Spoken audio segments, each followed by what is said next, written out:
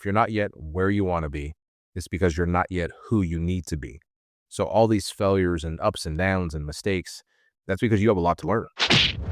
Welcome to the Head Smack Podcast, where we have candid conversations with misfits and mavericks.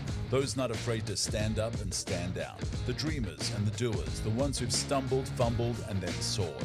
Here we delve into the inspiring journeys and pivotal aha moments that have shaped their worlds. And maybe through sharing their adventures, you'll get hit with a head smack that'll change your destiny. Welcome to the Head Smack Podcast. My name is Paul Pavolny. I'm so excited to have AJ Adams with me today. Another misfit that I've gotten to know, and so excited to look forward to talking to him.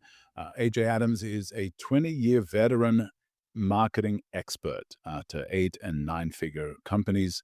And then through his companies, he is on a mission to help people get rich and give generously. Well, welcome, AJ. Hey, Paul. Thanks for having me. Hey, no problem. I was looking forward to this. I'm excited about what you're doing, and I want to hear all about it. And so, 20-year veteran in the marketing space, that's quite an achievement. So tell me a little bit about the origin story of AJ Adams. Yeah, absolutely. So I didn't start in marketing. I was in ministry for a long time. Growing up on a tiny island as a kid, I always had the desire to either be in front of people or communicate in some way. And through ministry, I was doing a lot of promoting, events, organizing. That's where I really got started in marketing, brand ambassador, different odd end jobs. But where I got into marketing and really started with branding first, I was working as doing a telemarketing job, not an entrepreneur at all. This was late 2011. My wife was working as a basketball coach part time, and the coach asked me if I'd ever done motivational speaking, and she knew that I didn't. Yeah, I was a youth pastor for a long time, a lot of speaking. Do you ever do motivational speaking? And I said, sure. So I started researching motivational speakers, and I stumbled upon Les Brown, Tony Robbins, all the great names, Zig Ziglar, and I was mind blown. I saw this and I thought, these people are getting paid to talk. I didn't know Yeah. this was a thing. So I dove deep into that. Ended up giving that motivational talk to the varsity basketball team that my wife was coaching. It was horrible. I have it recorded. It's grainy footage. It was not a good talk. I ripped off some Eric Thomas motivational speech, but I dove deep into the world of motivational speaking and I started studying because I'm all about pattern recognition. I didn't Yeah. know how to get booked, to get noticed, get on stage, or get paid. But as I started to study, I started identifying all of these people have a brand. And you're a brand guy, I'm a brand guy. That's where I started.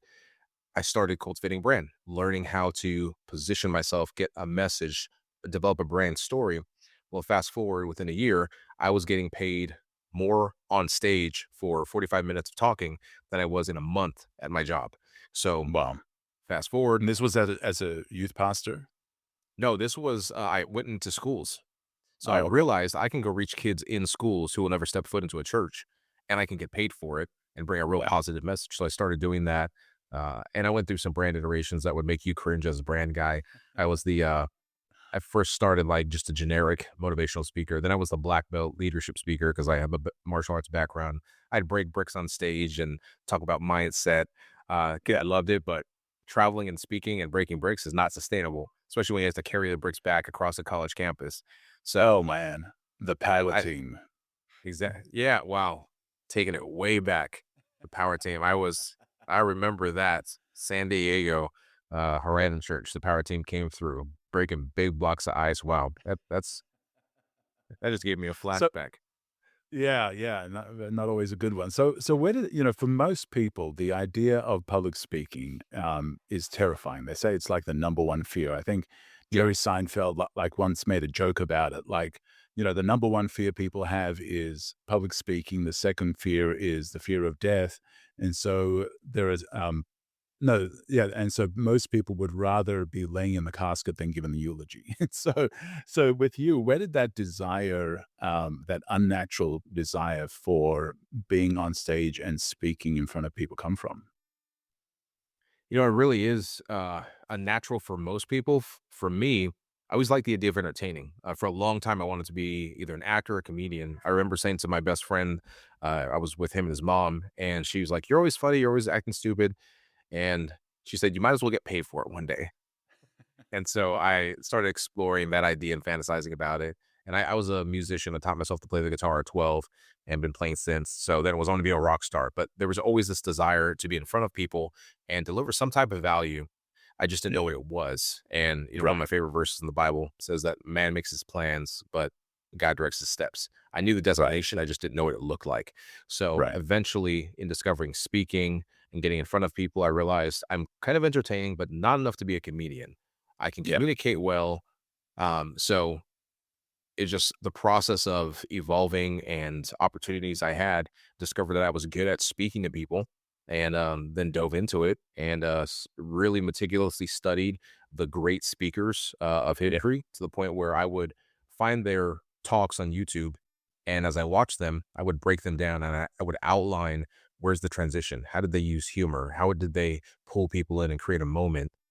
And I got really good at it to the point where other speakers started asking me to coach them, and then that moved into the space of coaching and then an agency. So speaking was really the foundation that opened up the door for coaching, business partnerships, agency, because when you can communicate well, you can really reach anybody and get yourself noticed.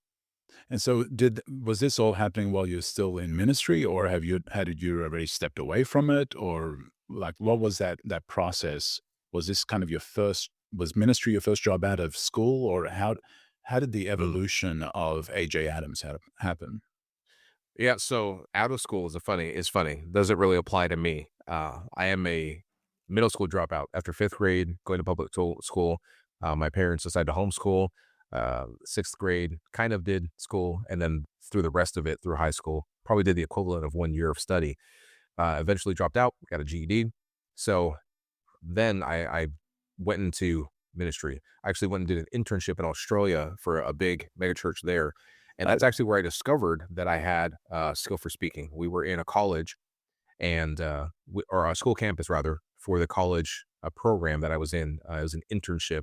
So we were doing a day of games and things for like that for kids. Well, they were getting all unruly. These are middle schoolers. And yeah. I just got up on stage and started talking to them. And apparently it was really entertaining. I captivated their attention.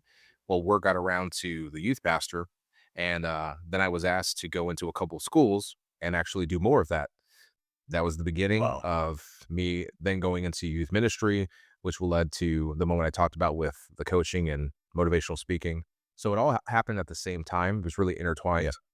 And then eventually in maybe around 2014, I made the full transition where I was working a job, but then came out of a tough season of ministry and just went full into um, the business world and, working a side job, having a business on the side. And, eventually went full time in 2016 with speaking. And now we're here. Yeah, and so, well, first of all, I'm glad that you didn't use your black belt skills on the unruly students, and you used your speaking skills to get them in place. And so the speaking full time after that point. So, were you a topical speaker? Like, what did you lean into when it came to speaking? What was your thing that you brought to the audience? Initially, I was, and I think this is true for a lot of speakers, I was the generic speaker. Just let's get you motivated. And then I realized I have to have something real to talk about. So I invested in a coach and he taught me the concept or just made me aware of the concept of brand. And that's where the Black Belt Leadership Speaker came. What do I have? What's my story? So I started speaking on leadership and tying in martial arts principles with that. There was a lot of bigger conferences for student leadership organizations that evolved then into just more speaking into entrepreneurship and more Yeah. business type conferences, which is still what I do today. So it's been an evolution of identifying what is my brand and really what is my brand. The underlying question there is what's my story. Right. So when I really found my stride between Black Belt Leadership Speaker and speaking to business owners and entrepreneurs was a season where I was just telling Right. my story of overcoming, growing up in poverty. And that's when it really started to connect because it wasn't abstract principles.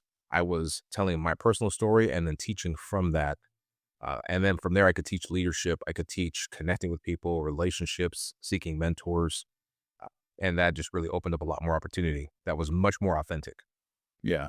And so with, you mentioned you grew up in poverty. Where did the motivation for yourself come in? You said you did motivation, you did public speaking and helping people be the best. Where did that come from for you?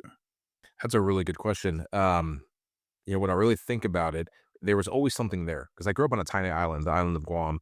My mom is from there, so the indigenous people are called Chamorros. So I'm half Chamorro, I'm half black. So I like to say I'm Chamoka. That's how I brand it. But there was always something in me that just didn't fit with the small island mentality. It's same as a small town. Most people stay there, they never leave. They might go on vacation, but they pretty much stay there. I always dreamt of bigger, like world impact. And then at 19, when I went to Australia, I saw the impact that you could make with a great message, a powerful message, and then started speaking. So there was always something in me that just saw there was something bigger. And I can only Yeah. attribute that to what God created me for, what I'm called to do. So that fire was always there. I just had to find what that looked like. And eventually I did. Yeah.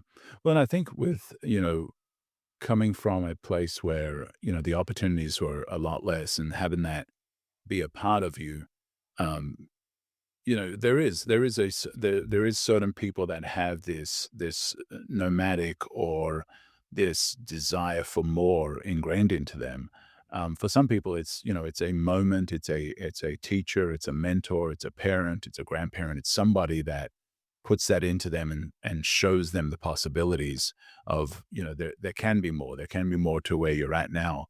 And so, as you kind of moved into what you're doing now, you found a way to blend a little bit of your story into your speaking that kind of gave you I don't want to use the word gimmick because it can almost have a negative connotation, but it gave you the differentiator with what you were doing with the speaking by adding the black belt part to it. And I think a lot of people, they try and find a gimmick, but it's not authentic. It's not a part of who they are. They're just jumping onto a trend or they're jumping onto something that doesn't feel real. And so, I think that's a good head smack, or that's a good thing for people to think about is what in your life can you merge with what you're wanting to do? Like what in your past, what in your story can you merge into what you're wanting to do? And so, so you were doing a black belt, motivational speaking. How long did that last? And then what was next? That lasted maybe a year until I transitioned to really just telling my story. And I want to like touch on something you said and add to it. I was just on a coaching call with a bunch of people. I have a community, people who are creating offers, and the whole foundation that I taught was you have to start with your story because in a world where and marketing has evolved over the last 50 decades. You look at the 20s and 30s was radio, was print, and then it was radio, and then television. Then the 50s and 60s was the golden age of television, and then the 90s was the internet. So it just keeps evolving. And in a world where we keep having all of this technology that makes it easier to reach people, easier to advertise, the Right. only differentiator you have is your story, aka your Right. brand. So I teach people to start with your story. And what's amazing is they'll come to me with no idea what they should offer. And then we dig into their story and it's right there. Yeah. So, yeah, that was a couple of years of that part of my story. Then I focused really on my personal story. And that just kept evolving into more storytelling and, eventually really honing in on the power of just telling a story. And that led Yeah. into marketing and how I approach everything I do now. So talk to me about Taco Bell. Ah,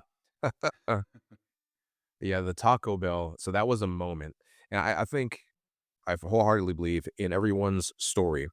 There's always something in you that's always there. But then Yeah. there are moments within your story that are a catalyst to the greater story. You think of a story as really an epic. An epic is a collection of smaller stories within a greater pervading theme of the story. And the Taco Bell moment for me was when I was in ministry, and this was 2 years before I transitioned out of full time ministry to really focus just on career and business. I moved my family. We were living in Phoenix, Arizona at the time. My wife had two daughters at the time, and they were young. This was late or mid 2012. we moved to Riverside, California to be part of a church plant. And I had just started my speaking business a year before, was barely into it. I was had just transitioned to the Black Belt Leadership Speaker brand, and we moved to launch this youth ministry in a very young church. We get there, day one, 6 hours of driving. Everything's packed in the U-Haul. Sold everything we had except for the essentials. And my wife says, "Hey, we need to get some lunch. Yeah, the kids are hungry. It was a long drive." So I pull into a Taco Bell, and as I'm ordering Taco 12 pack, it's like 15, 17 bucks at the time. I get to the window and I hand the girl my card. And she says to me the words you never want to hear anyone say: "Sir, I'm sorry, your card was declined." Wow. Which is, it's embarrassing, it's humiliating. If you have money and your card is declined, it's infuriating. Well, at that moment, I realized as I pulled out of the drive-through in shame, parked in a parking spot, I pulled up my phone, I looked at my bank account, and I had two bank accounts at the time. My Chase bank account was negative 250. My other bank account with was negative maybe $100. I have nothing. I did account for the bills that were going to go through, final payments on things. I had one more paycheck coming, but it was days away. So here I am sitting, I have no money. We look around the car, and my wife's concerned, obviously, as she should be. See, my daughter's in the back seat. Okay, what am I going to do? Look around the car. We have one Ziploc bag with random change that we collected as it fell out of the furniture when we were moving. I've got $5.38 to my name. That's it. Wow.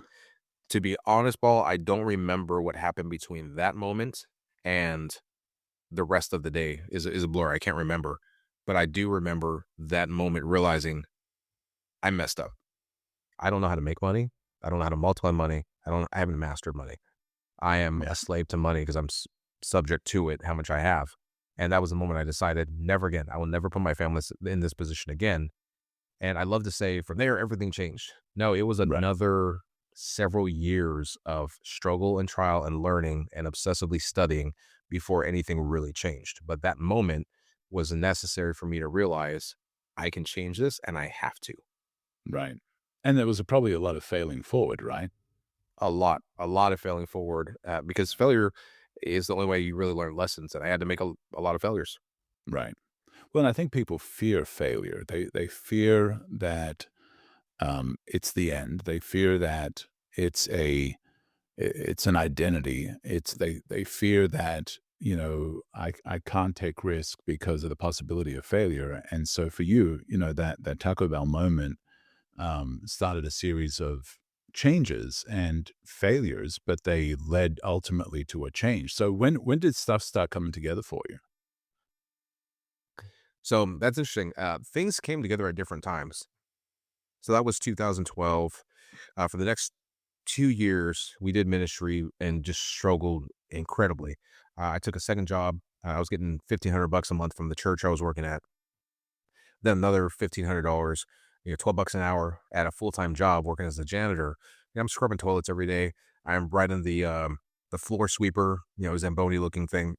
Yeah. But every day, I've got my headphones in, which are this is before AirPods. I had my wires hanging out, my phone in my pocket, and I'm listening to Les Brown, Yeah. Zig Ziglar. I'm studying finance and Robert Kiyosaki because I identified that in that Taco Bell moment, I don't know about money. I don't know business. I don't know finance. I don't know how to sell. I don't know how to build. I've been just kind of living life from what I knew. So I obsessively studied everything I could. And at the same time, I was writing my first book because I was documenting what I was learning as I was learning and implementing it. So 2 years later, things are reached their peak. And the moment was when the lead pastor called me into his office. He sat me down and he said, "AJ, you look like crap." Oh, wow. And he those were the exact words. He was very straightforward with me, which I appreciate. But he essentially said, "I see your family struggling." The church was helping me as much as they could. He personally helped me financially, but we were at a point where it just wasn't working.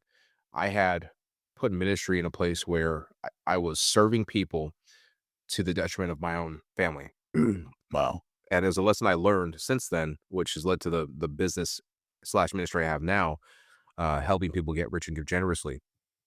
Because in ministry, there was fulfillment. but there was no money. In business, I made money, but there wasn't fulfillment. So now I brought those two together, which we can talk about.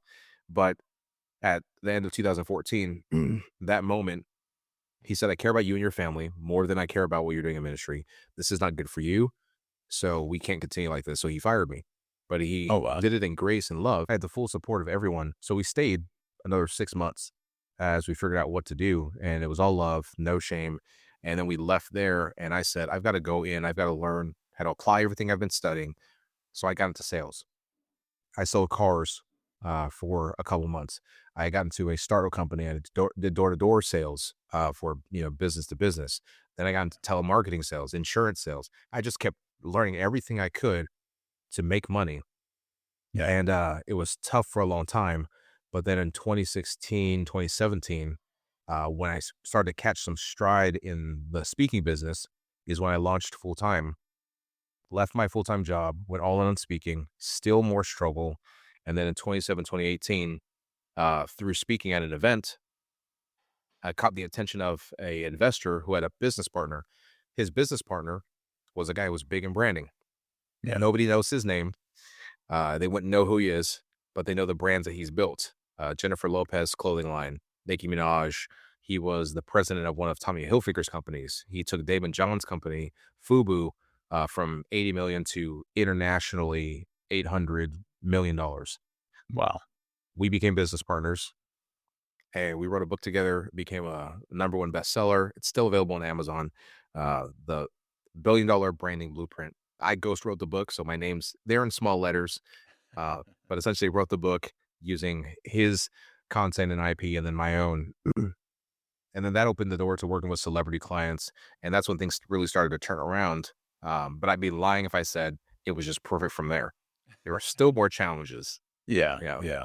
that same year, the only employee we had, because we were operating pretty lean, we had $100 million brand that we were managing brand and social media for. We had other clients that we were doing websites and brand design for.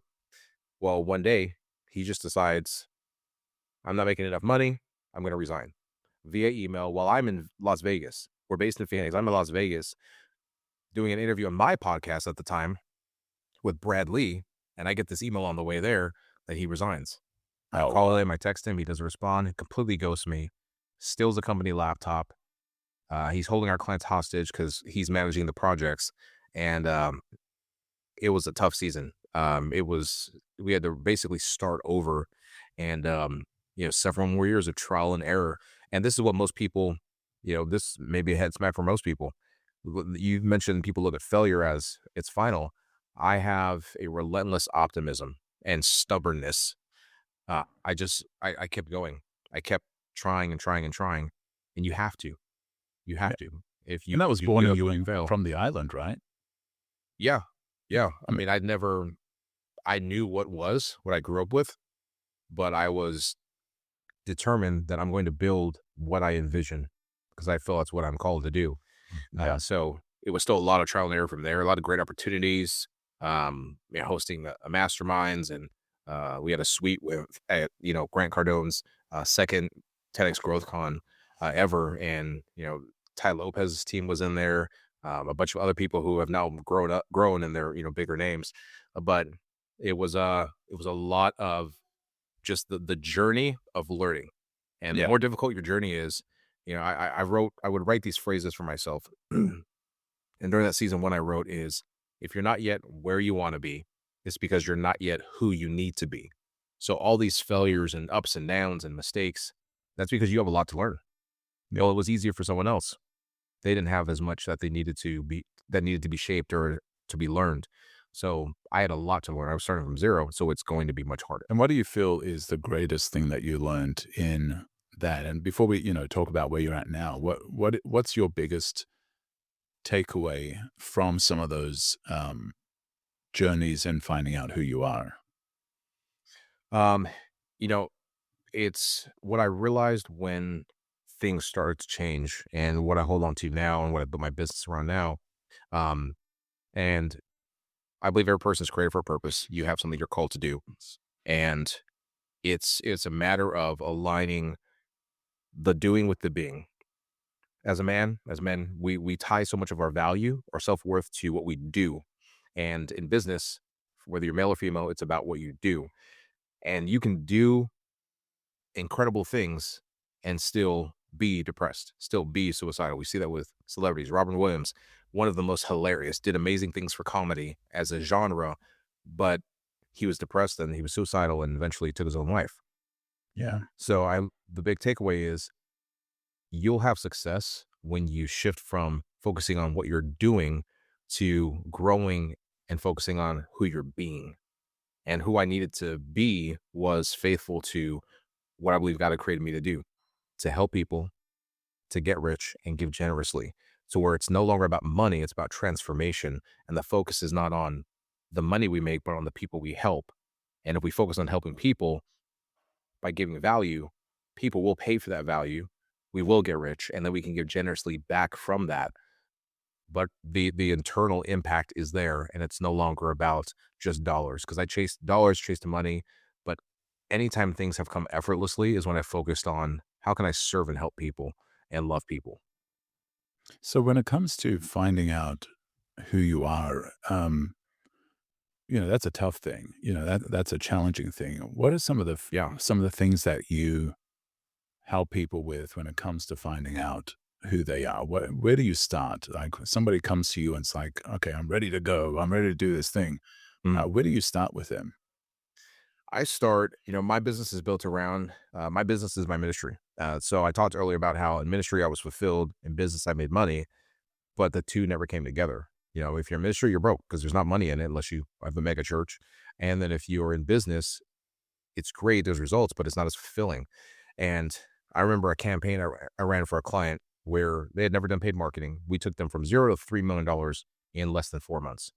And the most powerful part from that I'm most proud of is from that their part of the campaign was that for every deal that was closed, they were going to give thousands of dollars away to charity because that was something that was important to them. So from that campaign, yeah, we did $3 million at a 40x ROI, but more importantly, we fed thousands of families through the charitable giving that was a part of that campaign.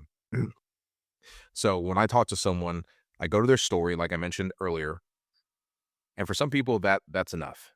But I fully believe, and this is how I live my life.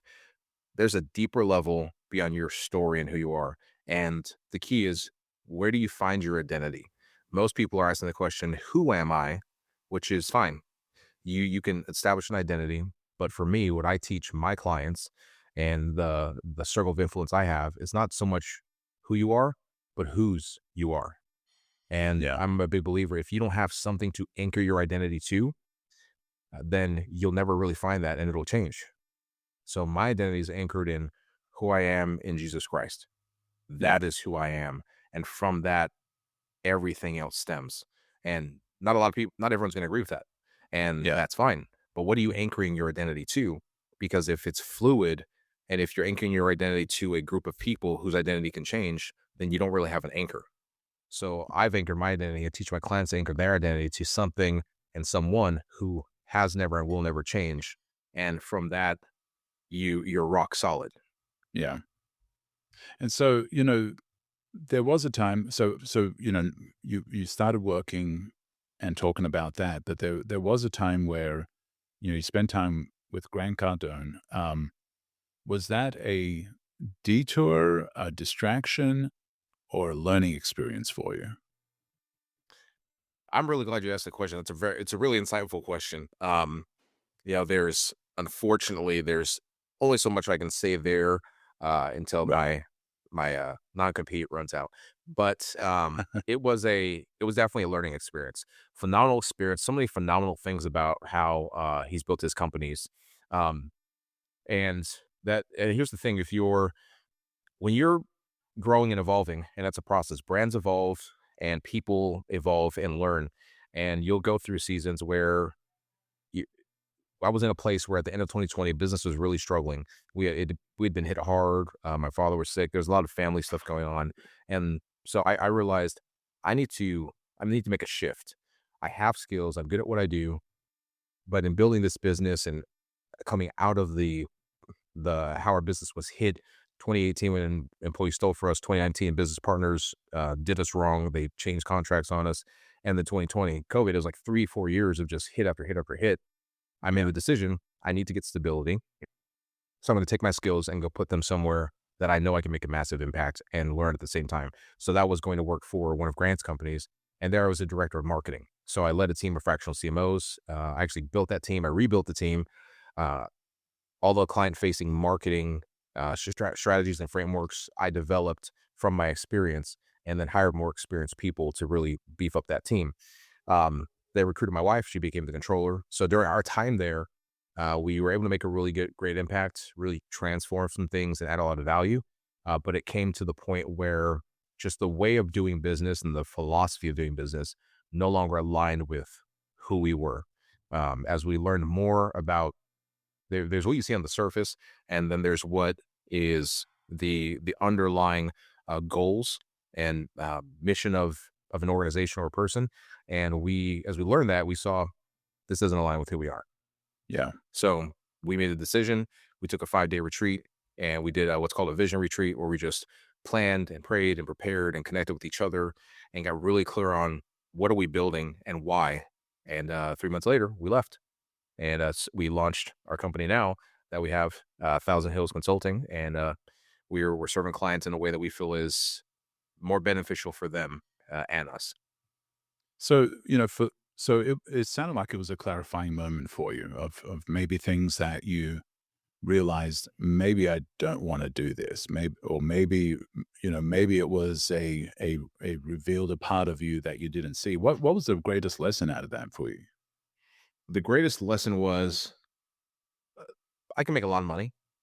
Collectively, my wife and I, we were making multiple six figures and taking home multiple six figures. And I was selling, I was, top three salesperson outside of the actual sales team. And I outsold them sometimes. Made a lot of money for myself and my wife, made a lot of money for clients. But like I was saying earlier, at the end of it, I asked the question, well, eternally, what is this for? What's the impact of this? Because there was still this client that stood in my mind. They had the same faith beliefs, and they gave so much money to charity. And I was able to feel great about what I did in their business, but more importantly, how their business then impacted people. And so at the end of this vision retreat, my wife and I praying through things. What are we going to do? Where are we going? We're sitting in church that Sunday. So we started on a Monday. On Sunday, we're in church. And I just felt like it was downloaded into me. I'm sitting there during the service, and I'm thinking, okay, God, what am I supposed to do? And immediately I get the thought of Psalm 50, which is where God says, I own the cattle on 1,000 hills. And the context of that passage is he's talking to his people, and he's actually rebuking them. He's scolding them and saying, you're giving all these offerings faithfully, but I don't need your offerings. Don't you know I own the cattle on 1,000 hills? If I'm hungry, I won't ask you. I own it all. I want your heart behind it. And that clicked for me. It's not about money. Money's not good. Money's not evil. Money's a tool. Just like a hammer isn't good or evil. It's what you use it for. And what you use it for is predicated on what your heart is behind it and how you view your relationship with that thing. So I pull out my phone, started jotting down notes. I wrote up the whole business plan, the whole brand, all the business tenets of Thousand Hills Consulting in about 5 minutes. Wow. Just wrote it all out and then started building. So our mission, because of that, is to help people get rich so they can give generously. But there's two sides to it. We help them learn how to help more people. When you help people by adding value, people pay you, you get rich. And then from those riches, you then give generously, which then helps more people. So our mission as a company and as my wife and I's people is to help people to get rich and give generously by showing them building systems and marketing campaigns, doing the execution so they can help people, they can get rich, and they can give generously. And so I'm going to talk a little bit more about that. But do you feel it was that moment for you was a come back to Jesus moment? Did it feel like a comeback or a augmentation of what was already there? It absolutely felt like a comeback because I felt like I was kind of Moses in the desert for a while. Like, okay, I gotta just get some stability and financially make some money. And I've learned all this stuff. I'm great at what I do. I'm better than most, but I'm just not seeing it reflected in what I'm generating, what I'm producing. So I went there for that season. But it was really, I always wanted, and I always had the lingering, nagging question. I love serving people, but in serving people, and admittedly, there was some bitterness and resentment. I've served people since I was a kid in church, and I've always been broke. Then I'm here making all this money, but I'm not as fulfilled. Yeah. God, how do I bring the two together so that my business is my ministry and my ministry is my business? And that was the culmination of that. So it was a coming back to Jesus. It was a finally aligning, and almost as if he said, I've taken you through all this, and now I'm going to reveal to you what I've been preparing you for all this time. And so that's where we're at now, and that's what we're Yeah. building. Well, it sounds like it's another black belt situation, where you merged the black belt experience with speaking, and you found Yeah. a way to merge those two and become, fulfilled in what you were doing because you merge these two parts of your life, the black belt, the martial arts training with public speaking. And it sounds like this was another version of that where you took your, you know, relationship with Jesus and you found a way to merge that with your experience in marketing and now you're doing what you're doing. So tell me a little bit more about, that experience, that writing down everything within 5 minutes. Um, was that prompted by just the verse, or was there something else that had happened in your life that really kind of pushed you in that particular direction? Um, it was really it was really prompted by the verse. Yeah, Obviously, it's a lot of things. I talk about transformations, and there's macro transformation, which was that a complete shift in what I'm doing, how I'm thinking. But there's the micro transformations, which are the small moments of revelation, of epiphany that ultimately culminate. Yeah, all the little head smacks, like head taps, and then the big head smack. Eh, So that was the head smack right. moment, Yeah, and it's kind of similar to the black belt. It tying that in. The difference is, whereas the black belt, tying that in with speaking, that was about what I was doing, what I did as a black belt, and then what I did as a speaker.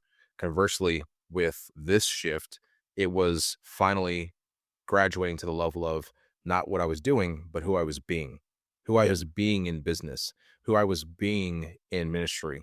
I had done business, had done ministry, but what was missing was I was not being who I was supposed to be. So everything was thrown out of alignment. This was finally the culmination of all of those years and the shaping and realizing who I'm called to be. And from who I'm called to be, now I can do what I've been called to do. right. So yeah, it was a lot of things, and that verse just anchored it and was like the final piece to unlock what it looked like and shape the direction of what we're building now. Well, I think that happens for a lot of us. I think there's always, at least it happens for me, like in the naming of this podcast, in coming up with the tagline. Um, for me, when I work with stuff, because I'm visual in a lot of ways, and sometimes verbal as well. Like if I have a new idea, I've got to create a logo for it first. Like that's the first thing that I've got. Like, what's the identity for this? What's the look and Right. feel for this? And that's the way I work. I've gotta be able to visualize it, and if I can't solve that, I almost feel like I'm locked down, like I can't move forward until I had that, and so even in the naming of the podcast and the tagline, that was important for me to find that anchor, that trigger, that catalyst that moved you forward, and it sounds like that verse, there'd been some wrestling going on in your life, but that verse was that catalyst that just anchored everything together and said, this is the way, this is follow this path. And so, when it comes to, others that might be wrestling with, combining, what they do with a mission, what are some of the first things that you try and deal with for somebody that might be feeling that same restlessness or anxiousness about their life? What do you, with the people that you help now, what do you start working with You first? know, I asked for their story. I asked, what are you passionate about? Um, because in that, I'm asking questions to hear how they speak, hear what they're saying, and is it focused on doing or is it focused on being? And 99% of the time, there's a misalignment between what they're wanting to do and who they're striving to be. And until those two things are in alignment, nothing else will come together. It'll be confusing and blurry. So that's the first thing. It's the person. Like, what's the transformation that the person needs before they can create the transformation mechanism that they can then market and sell to help other people? You think of it like the fitness think of it like the fitness expert. Before they can help other people get fit and lose weight, well, they have to do that. Right. So this is where so many people get into business and they think, well, what can I sell? What will people buy? Well, people will buy a lot of things and you can sell a lot of things. But if you want to have longevity and have integrity in what you're doing, then you have to start with, well, who are you? What is your story? And what are you passionate about? So I ask people three questions. What are you passionate about? From the things you're passionate about, which do you have the most knowledge of? And from those, narrowing down further, where do you have real expertise in that you have taken your knowledge and applied it, and through experience of application, you've proven expertise. Go do that Yeah. because now it's a part of your story and it adds value to someone else. So a lot of people will teach, find a market that has a need and then offer them a product or service based on that need. You can do that. But if you really want to be transformational, start with your story and ask, from my story, who can I best serve? And that's a pervading theme throughout the entire Bible. Yeah. There's the scripture that says we overcome by the blood of the Lamb, the word of our testimony. Well, the blood of Right. the Lamb speaks to Jesus' life and sacrifice, his story. And then our testimony is our story. So his story, our story is how we conquer and overcome. Well, if you take that same principle, and I wrote a book recently called the Bible Business Blueprint. And the whole premise of the book is, if we believe what the Bible says, why will we not apply it not only to our relationships and our daily living, but to everything we do, including how we operate our business? All the Yeah. principles are there. Who are you? Who are you called to be? What is the story? And what has been put in your hands, practical skills, knowledge, talents that you can then leverage to turn into a product or service that helps and blesses and serves other people.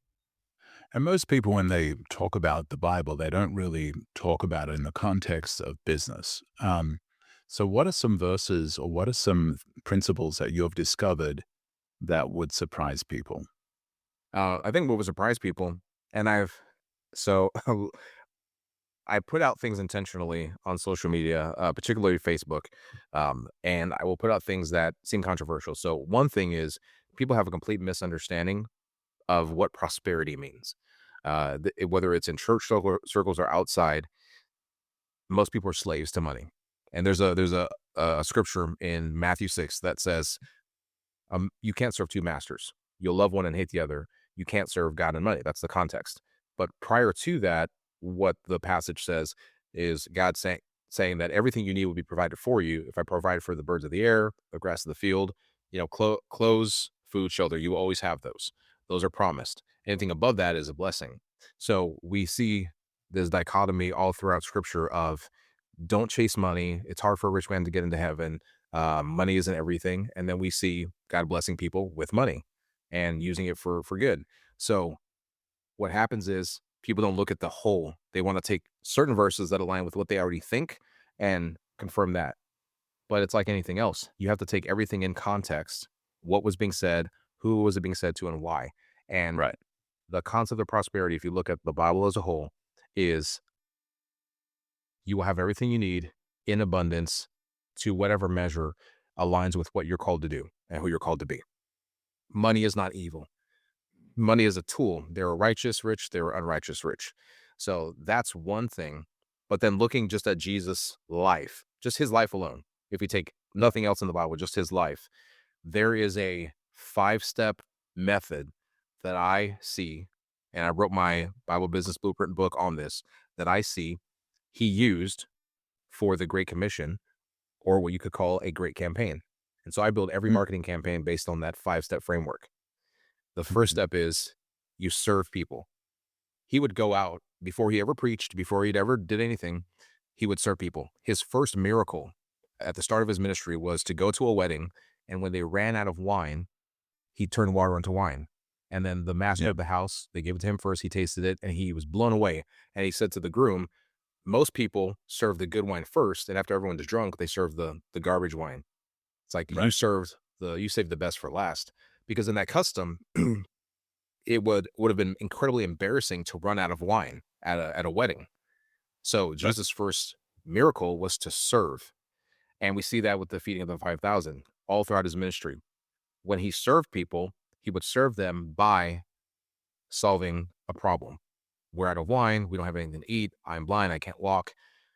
So he would serve them by solving a problem. To solve the problem, he would supply a deep need.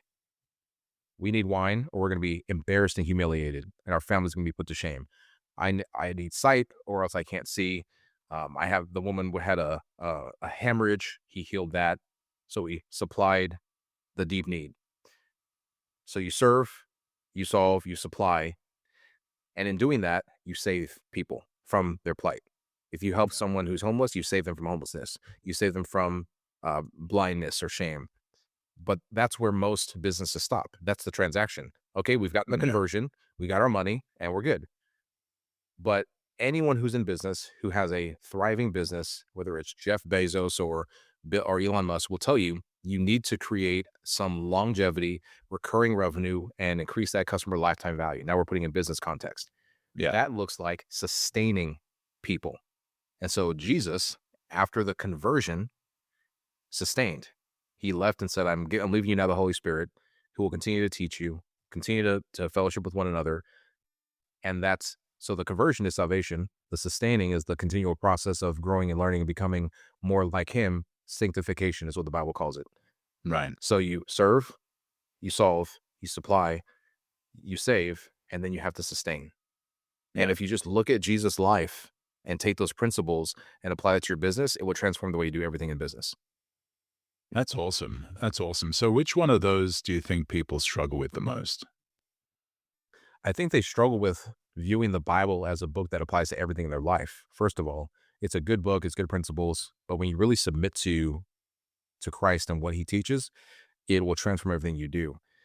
But the thing that people struggle with, I would say the serving part first, Yeah. because the way I approach things, for example, I have a community that I'm growing, just recently launched, and in that I've taken every course I've ever created, all my best courses that I've sold for as little as $100 to $10,000. They're free. It's all free.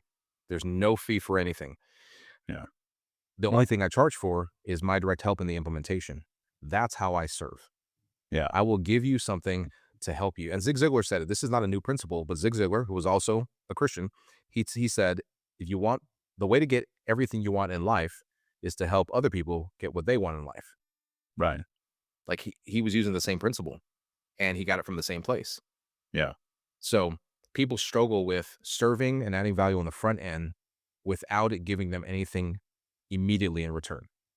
Are you willing to just serve people? No, even if you get nothing from it, because it shifts the paradigm of how you approach business. Give value that actually helps people and ask nothing for it. And here's the amazing thing. If you give people value, and we saw this in Jesus' life, the feeding of the 5,000, he fed them, asked nothing, left, and they chased him down. They were so excited, so blown away by the miracle he performed and how he served them, that it says he actually had to escape because the Wow. crowd would have taken him because they Yeah. wanted to make him king. When you serve people at a high level and just give them freely and they feel that and they know that because you're truly doing it, it's not what you do, it's who you're being. You can give freely and do that, but if you're not being a generous person, people will feel that. It's very obvious. When you do that, they will want more. They will ask, well, what else do you have? I'll pay you. And now they're throwing their credit card at you for you to give them even more value. And you went from helping people for free to now getting rich, and then you continue giving generously. So when it comes to serving, what's the first mindset block that people need to get rid of to be able to step into that? It's the Bible talks about the lust of the flesh and the pride of life. It's the shift from thinking about what you want and need to focusing on what other people want and need. And I've done that my entire life, but there has to be wisdom in it. If you're doing it to the point where you don't have wisdom, you don't have a plan for how to monetize that in business, you'll go broke and you'll give, and you're actually giving foolishly. You have to give strategically and intentionally. Again, look at the Bible. There's a scripture that says, "Don't cast your pearls before swine." The concept is there is don't give your pearls, your value, to a pig. A pig doesn't understand the concept of what you're offering.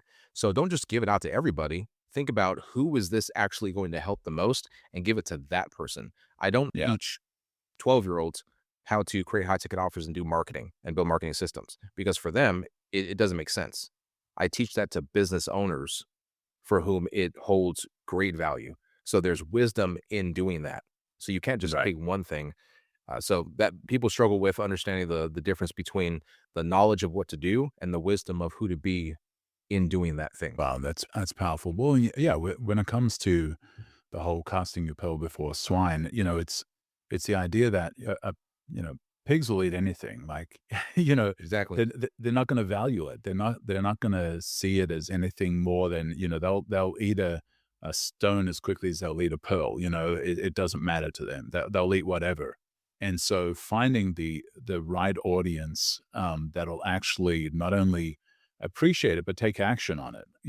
Take action on the principles, take action on the wisdom, take action on those head smacks and not ignore them and say, hey, I can handle Right. this, as their face is swelling up, they're being hit with the wisdom and the head smacks, and they're just like not implementing and then not reacting to it in the right way. And so I think, that mindset and having the right attitude, I think helps them get over that serving aspect of the principles. Are there any others within the serving that you find that you've got to work with people and their mindset on that, because there's so much teaching out there, from all kinds of sources, whether they're religious, faith-based or not. Mm. What's out of the principles that out of the five S's, what's another one that people have to recalibrate on? Is the sustaining part. I mean, really all of them, but to pick one would be the sustaining part because that's where again you have to have wisdom in how are you going to do that. They've paid you, but now how do you sustain that? How do you continue helping them? And for some people, it's the tension of, well, I don't really know what else I have of value to offer, and so there's a lack of confidence there. And again, that goes to what are you doing?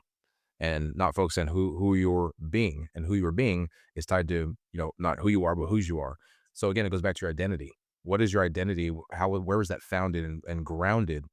And if it's grounded in a place that's shallow, well, then you're going to feel like you don't have much to give. I had a coaching session with someone just this week, and I said, well, what's your fear around creating an offer and going into business? And he said, well, fear of failing, fear that I might, let my family down or invest a bunch of money and it won't work. And I said, what I'm really hearing is that you're not certain of who you are. And Wow. your perception of yourself is flawed, and it's really it's self-deprecating to the point that you don't actually believe in yourself. You have to fix that first because who you're being dictates what you do, and nothing you do will work if you continue to be this person that believes you have little value to offer. So it really starts again going back to who are you being? Nothing Yeah. will work. That's why there's so much mindset coaching and training. But I'm a big believer that the greatest mindset training is really not a mindset shift, but a soul shift. And that's what even the most successful people in the world are missing, and why they you can have all the money in the world, and like the Bible says, what good is it to gain the world yet lose your soul? In other words, you can get all this stuff, but you'll still be empty because you've not changed and experienced transformation in the one area where it matters most, and that's your identity S- and who you are. So soul shift, you use that phrase. What does that mean? So a mindset shift is shift from thinking one way to thinking a different way. A soul shift is, I'm going to go straight to what the Bible says. We're separated from Christ. Sin can't be in his presence. Without him, we're lost. A lot of people aren't going to agree with that, and that's fine because truth doesn't require your endorsement. It's true whether you believe it or not. But there needs to be a shift, and people who've experienced it, like myself, like you, can attest. My life is different and is not the same since I acknowledge Jesus Christ as my Lord and Savior. There's a Yeah. shift that happens that you can't see that from the outside, but the person who's experienced it knows I see differently, I hear differently, I feel guided in what I do, and I feel like I'm doing 1% while 90% is just falling into my lap, while Yeah. 99% is just happening and falling into place. Well, it's not that it's falling into place, it's that you're being who you were created to be, like Ephesians 2, 8 through 10 says, we're God's workmanship created in Christ Jesus for good works that are laid ahead of us, that we should walk into them. Well, if I'm created to be this person and I walk in alignment with that, it says that all the good things are laid ahead of me and I just have to walk into them. So if I'm not Yeah. experiencing them, I'm not walking in that direction. And if I'm not walking in that direction, it's because I've not yet acknowledged and realized who I was created to be. Therefore, I'm not being that person. So is that your anchor verse or your catalytic verse for identity, similar to your Thousand Hills um, verse that kind of anchored a thought? Is that your anchor thought around identity or the anchor scripture? Yeah, I'd say it is. It's the one that I always go back to because it really says it all there. I mean, workmanship implies intentional intentionally crafted. I mean, if a carpenter designs a tool or a chair or a table, it's intentional. Right. There's a specific intention and design behind that for the functionality, and it also implies that there's great attention to it, and there's a love behind it, and it wasn't just thrown together.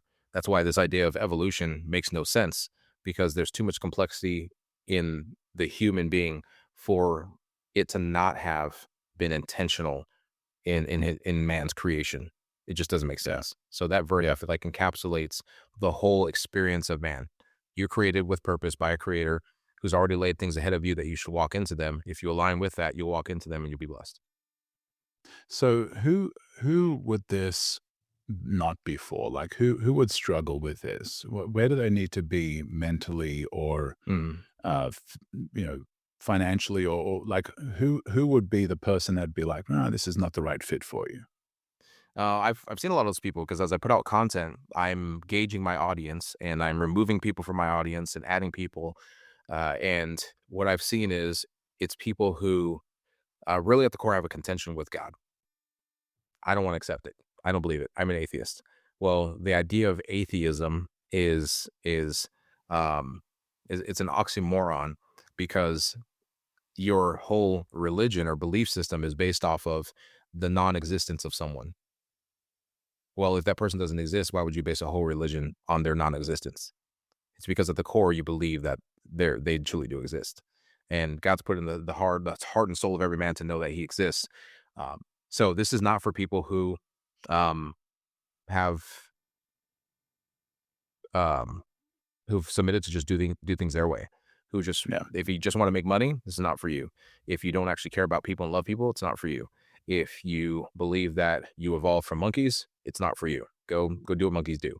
Um, this is for people who believe that who believe and desire to do something and be something that has eternal consequence, and they believe that there's more to life than just the years we have on this planet, but what they do here echoes into eternity, and they want to experience that and see that. Whether or not you grew up in church or you believe in Jesus, if you're listening to this now and there's something that resonates with you, lean into that because there's a thread that if you start pulling at it, you're going to discover a whole different. It's going to shift the paradigm of who you believe you are. That's awesome. So for the person that this is really resonating with, they're like, man, you are speaking my language. This is something that I've been wrestling with. I like what you're saying. I need what you're saying. How do they get a hold of you? Simplest way where I can give you the most value at completely free is gospelpatrons.io. And that's going to take you to the Gospel Patrons community that we've built for people like you who want to discover a greater purpose in business and make a greater impact. And there's $20,000 worth of free courses and training in there. I go live every single week and give more training, and there's nothing to buy in the community. There's absolutely nothing. If you want to work with me, you'd have to ask directly. Um, yeah, it's just massive value. That's awesome, man. Well, AJ, it's been awesome having this conversation with you, and congratulations on stepping into this and finding a way to merge all of that experience you've had in marketing and branding and the journey that you've been on, and finally finding a place where you can bring all that together and make it something special. So I appreciate you being on today, man. Thank you so much. Yeah, brother, I appreciate it. This was fun, and I'm looking forward to seeing how the show grows, and hopefully people got a lot of value from it. Thank you for joining us on the Head Smack podcast. We've shared some candid stories and life-changing ideas. And now it's your time to act. First, take bold action on just one idea and see how your life can radically change. Secondly, whatever platform you're listening to this on, please rate it, share it, and leave a comment. Let us know where this episode impacted you. I appreciate you giving me your time, and don't forget to join us for our next Misfit conversation.